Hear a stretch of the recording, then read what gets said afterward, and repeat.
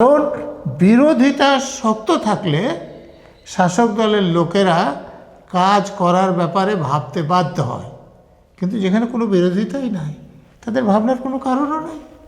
গণতন্ত্র রক্ষারও কোনো সম্ভাবনা তত বেশি নাই।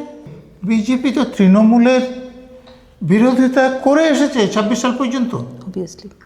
তো তাহলে তৃণমূল তো 80টা এমএলএ পেয়েছিল, তো তাহলে তাদের এমএলএরা বিরোধিতা না করে যারা শাসক দলে আছে তাদেরকে সন্তুষ্ট করার জন্য কাজ করছে। ঋতব্রত তৃণমূলের যারা, তারা হচ্ছে আলটিমেটলি বিজেপির বি টিম।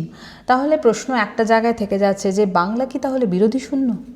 দলের সিম্বল, দলের টাকা, সিম্বল নিয়ে তারা বেশি আগ্রহী না, যে বহু কোটি টাকা জমা আছে দলের ফান্ডে, তোলাবাজির টাকা, সেগুলো নিয়ে বেশি। তো উনি তাহলে মেয়র ছিলেন কেন? ওই তোলা আদায় করার জন্য, তার বেআইনি কাজ করার জন্যে। মানে এরা সেই ডাকাত দলের সদস্যদের মধ্যে ঝগড়া হলে যেরকম অনেক কথা বেরিয়ে আসে, তেমনি এখন মমতা ব্যানার্জির সঙ্গে ফিরহাদ হাকিম বা চন্দ্রিমা ভট্টাচার্যদের ঝগড়াতে ভেতরের কথা। নেত্রীরা যদি তাদেরকে প্রার্থী করেন, তাদেরকে মন্ত্রী করেন, মেয়র করেন, ফিরহাদ হাকিমকে ঘুষ নিতে দেখা যায়নি? তো লোকেরা ওই দুর্নীতিবাজ লোকদের ভোট দিয়েছে, সেই জন্য এরকম ঘটছে। এই জন্য দায়ী মমতা ব্যানার্জি, যে নিজে তোলাবাজি আর ওই ঘুষ আদায় করাতে নিযুক্ত হয়ে সব লোকদেরকে সেই অপরাধে যুক্ত করেছিলেন। ফলে কিন্তু যিনি হেরেছেন তিনি কি দিতে পারবেন?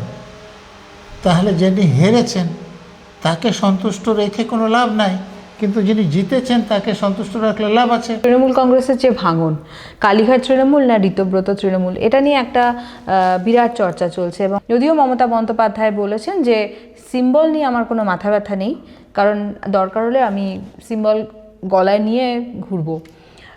কি প্রতিক্রিয়া দেবেন স্যার? মমতা ব্যানার্জি এরকম অবান্তর কথা বরাবরই বলে থাকেন, এর কোনো অর্থ হয় না। ওনার মাথায় কোনো গণ্ডগোল না হলে এরকম কথা বলতেন না। সিম্বলের গলায় নিয়ে ঘুরুন, যেখানে ঘুরুন, তাতে কার কে এসে যায়? তো ওটাও অবান্তর কথা। এখন আপনারা যে প্রশ্ন করছেন আগের অংশ, আমাদের দেশে দুটো আইন আছে। এক হচ্ছে অ্যান্টি ডিফেকশন আইন, যে একটি দলের নির্দিষ্ট সংখ্যক লোক যখন দল ছেড়ে দেয় তাহলে তাদের সদস্যপদ থাকবে কি না, এটা যদি 2/3 হয় তাহলে তাদের সদস্যপদ যাবে না, যেমন এক্ষেত্রে যায়নি। আর দ্বিতীয় যে কথাটা বলছেন যে দলের সিম্বল, দলের টাকা, সিম্বল নিয়ে তারা বেশি আগ্রহী না, যে বহু কোটি টাকা জমা আছে দলের ফান্ডে, তোলাবাজির টাকা, সেগুলো নিয়ে বেশি আগ্রহী। তো সেই টাকাটা এখন কোন গোষ্ঠী ভোগ করবে সেটা ইলেকশন কমিশনই সিদ্ধান্ত নেবে। কারণ কোনো একটা দলকে যে একটা স্টেট পার্টি হতে গেলে কতগুলো শর্ত আছে, যেমন যত ভোট পোল হয়েছে তার একটা নির্দিষ্ট পার্সেন্টেজ, খুব সম্ভবত 6% ভোট তারা পেয়েছেন কিনা, তারপরে একটা নির্দিষ্ট সংখ্যক এমএলএ বা এমপি তাদের আছে কিনা। তো সে ব্যাপারে তো স্বাভাবিকভাবে যারা মমতার থেকে সরে গিয়েছেন তাদের পাল্লা ভারী এবং তাদের পাওয়ার সম্ভাবনা বেশি। মমতা ব্যানার্জি বুঝতে পেরেছেন যে তিনি পাবেন না, সেই জন্যই তিনি ভুলভাল বকছেন। মমতা বন্দ্যোপাধ্যায় সরাসরি তাদের বেঈমান বলে আক্রমণ করেছেন এবং বলেছেন যে এটা হচ্ছে বিজেপির একটা বি টিম, এই যে ঋতব্রত তৃণমূল। বাজেটের কথা সাধারণ মানুষ জানার একটু আগে জানতেন যে তাকে পড়তে দেওয়া হতো, অর্থাৎ তিনি বাজেট তৈরি করতেন না। তা আমার বক্তব্য যে তিনি তাহলে অর্থমন্ত্রী ছিলেন কেন? তো তখন সম্মানবোধ ছিল না।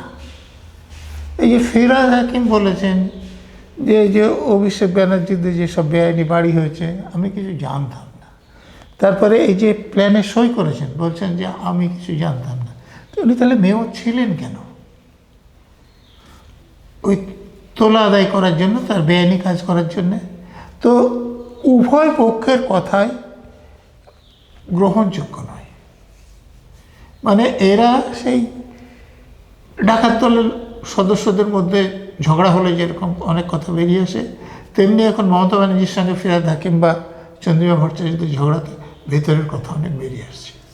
কিন্তু স্যার যারা আজকের এই রাজনৈতিক নেতা বা নেত্রী, একটাই প্রশ্ন উঠছে যে মমতা বন্দ্যোপাধ্যায় ভুল, এই বিষয় নিয়ে কোনো সন্দেহ নেই, অভিষেক বন্দ্যোপাধ্যায় ভুল, যদি অভিযোগ ওঠে তাহলে সেই বিষয়টাও প্রশ্নচিহ্নের মুখে।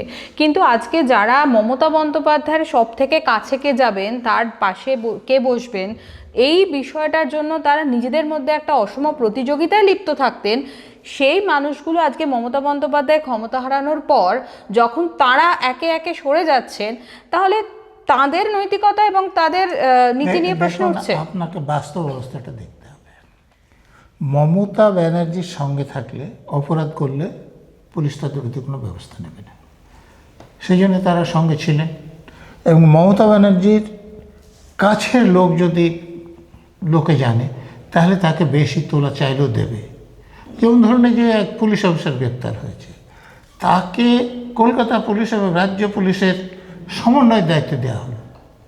আরে সিপিডিজির উপরে তো হোম সেক্রেটারি আছে, তো একটা থানার ওসি কী করে সমন্বয় করবে? তো ওটা ওই সমন্বয়ের জন্য দেওয়া হয়নি। মমতা ব্যানার্জির কাছে কত গুরুত্বপূর্ণ তিনি, সেটা বোঝানোর জন্য, যাতে যার কাছ থেকে যত টাকা চাইবে সেটা তুলতে পারে। তো এই নেতারা সেই জন্য মমতা ব্যানার্জির কত কাছে এটা প্রমাণ করতে চাইতেন। এখন মমতা ব্যানার্জির সঙ্গে থাকলে পুলিশ ধরবে, হাজতে যেতে হবে, সেই জন্য তারা মমতা ব্যানার্জি থেকে সরে যাচ্ছেন। আর অন্য কোনো কারণ আছে বলে আমার জানা নেই। কিন্তু এই সমস্ত মানুষ যারা জনপ্রতিনিধি হয়ে ক্ষমতায় এসেছেন বা আসেন, আদৌ তারা তার নীতি বা মরালিটির প্রশ্নে, যেটা আপনি বললেন স্যার, যে তাদের হয়তো দায়িত্বে মমতা ব্যানার্জির পাশে থাকলে তাদের হয়তো বিপদ হতে পারে, সেই পরিপ্রেক্ষিতে তারা সরে যাচ্ছেন। কিন্তু যারা জনপ্রতিনিধি হয়ে মানুষের ভোটে আজকে ক্ষমতায় এসেছেন, তাহলে কি একটাই শেষ প্রশ্ন, যে মানুষের কাছে দায়বদ্ধতা আদৌ কি তাদের আছে? আমি আপনাকে একটা পাল্টা প্রশ্ন করছি। 16 সালে আপনার মনে আছেন যখন নারদের স্টিং বেরোলো, কি এদেরকে প্রার্থী করা তার ভুল হয়েছিল? কিন্তু যখন তারা ভোটে জিতে গেলেন, পরে আর এ ব্যাপারে তিনি কোনো কথা বলেছেন না? জনগণ ওই কারণে তাদেরকে ভোট দেননি। তো দেশের মানুষ যদি যারা ঘুষ নিতে দেখা যাচ্ছে তাদেরকে ভোট দেন, দেশের সর্বোচ্চ পার্টির নেতা নেত্রীরা যদি তাদেরকে প্রার্থী করেন, তাদেরকে মন্ত্রী করেন, মেয়র করেন, ফিরোজ হাকিমকে ঘুষ নিতে দেখা যায়নি? তো তারপর তাকে মেয়রও করা হলো, মন্ত্রী করা হলো না। তোলাবাজ আমাকে মন্ত্রী হিসেবে তোলা তুলে দিতে পারবে, মেয়র হিসেবে তোলা তুলে দিতে পারবে। তো তাদের তো কোনো নীতি নাই, দুর্নীতিতে তাদের রাজনীতি। লোকেরাও এই দুর্নীতিবাজ লোকদের ভোট দিয়েছে, সেই জন্য এরকম ঘটছে। যেখানে মমতা বন্দ্যোপাধ্যায় বারবার বলছেন যে ঋতব্রত তৃণমূলের যারা, তারা হচ্ছে আলটিমেটলি বিজেপির বি টিম, তাহলে প্রশ্ন একটা জায়গায় থেকে যাচ্ছে যে বাংলা কি তাহলে বিরোধী শূন্য? দেখুন, 21 সালের ভোটে ভোট ন্যায়ভাবে হয়েছিল কি অন্যায়ভাবে হয়েছিল, রিগিং কতটা হয়েছিল, সেটা অন্যরকম আলোচনা। কিন্তু সেখানে বিজেপি 77টা আসন পেয়েছিল। তো তার মধ্যে কয়েকজন তৃণমূলে চলে এসেছিল। সেটা ন্যায় হয়েছিল অন্যায় হয়েছিল সেই আলোচনাও আমি করছি না।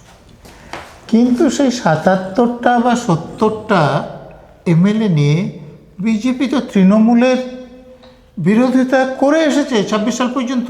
অবভিয়াসলি। তো তাহলে তৃণমূল তো 80টা এমএলএ পেয়েছিল। তো তাহলে তাদের এমএলএরা বিরোধিতা না করে যারা শাসক দলে আছে তাদেরকে সন্তুষ্ট করার জন্য কাজ করছেন কেন? এই জন্য দায়ী মমতা ব্যানার্জি, যে নিজে তোলাবাজি আর ওই ঘুষ আদায় করাতে নিযুক্ত হয়ে সব লোকদেরকে সেই অপরাধে যুক্ত করেছিলেন।